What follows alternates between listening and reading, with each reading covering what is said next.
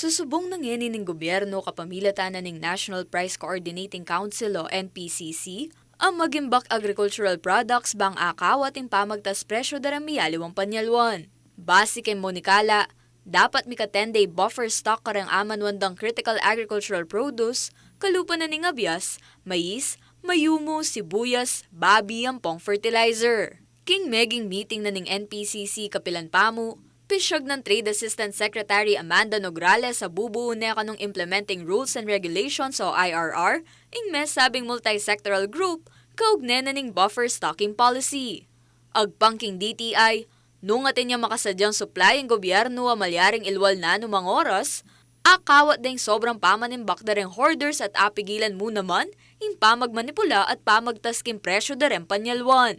Eneman kano kumpiyansa ing samahang industriya ng agrikultura o sinag ken plano ng inining gobyerno. Agpangkeng karelang Executive Director Jason Kainglet, bistaman masantinging pake na ning gobyerno a sumawag ka rin consumers, mituran na laman kanu deng local producers king takbangay ni.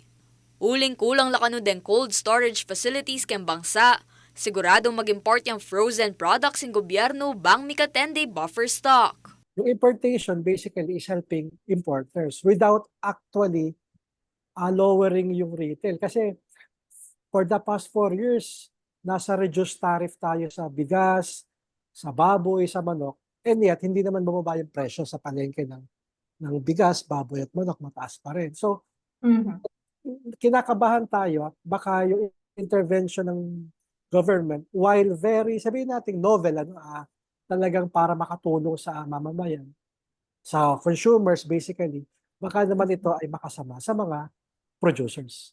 Dagdag na pang Kainglet, emo kano dapat ing mata sa presyo yung sisilipan na ng gobyerno, nune deng aliwang players libutan ng Farmgate at Bioyamiras karang retailers.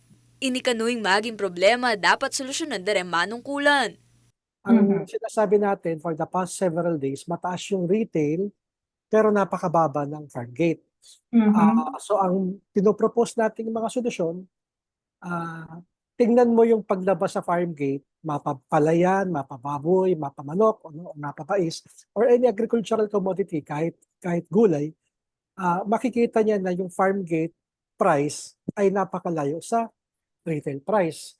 Masanting mo naman kanong silipan nung nanuwari taga na yung sitwasyon pangaras king logistics, Bioyamiras yung produkto keng merkado.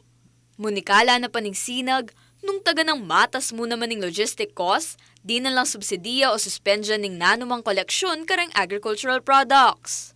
Kung sinasabi nilang mahal, baka doon pwede mag-intervene ng government through subsidies. Subsidies sa mga fuel, kung sinasabi nila mataas ang mga, di ba, may kanya-kanya kasi ordinance sa biyahe, no? Yung mga LGUs, may mga sinisingil, yun, baka pwedeng masuspend immediately through isang executive order ng DILG. Tingnan natin, immediate yung impact niya na once na may patupad yan, 2-3 pesos kaagad, or sa baboy, kahit 10 to 15 pesos, babagsak yan. Ano? Pagka nasuspend mo na itong mga iba't ibang collection ng mga LGUs. Kasalungsungan naman kano'y consultative meeting agagawan pilatanan ng DA at Sinag.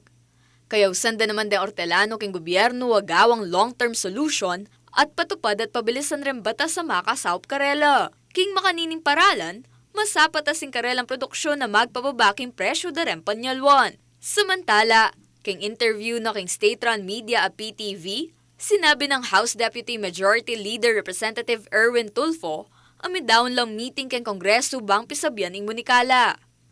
May nga kung neman kano'y House Speaker Martin Romualdez sa gawa lang comprehensive review at kumonsulta karang stakeholders dikil king pisasabyan.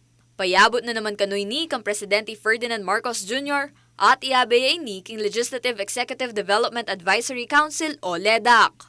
Kayabe Jennifer Salenga, ako po yung kakain Talasuyo, Arlen Salonga, ating pusong makabalen.